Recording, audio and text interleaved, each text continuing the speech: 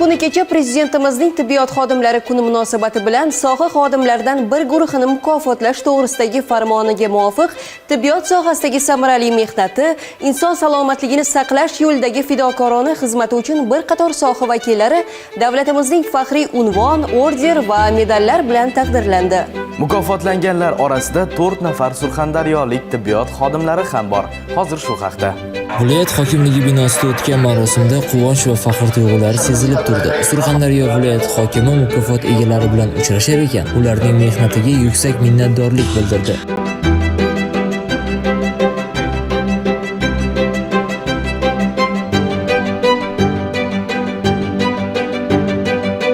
Yurtimiz tibbiyot ahillari, sizlarni bugungi bayram bilan chin qalbimdan tabriklayman. Sizlarning muqaddas sharafli kasblaringizga omadlar, zafarlar tilab qolaman. Bugungi marosim tibbiyot xodimlari uchun nafaqat e'tirof, balki yangi kuch, yangi ilhom manbai bo'ldi. Ularning kasbiga sadoqati, inson hayotiga bo'lgan ehtiromi hamda o'z ishiga bo'lgan muhabbati yurtimizda sog'lom avlodni voyaga yetkazish, tibbiy xizmat ko'rsatish sifatini yana Abror Rahimov, Azimbek Rahmatullayev ovozi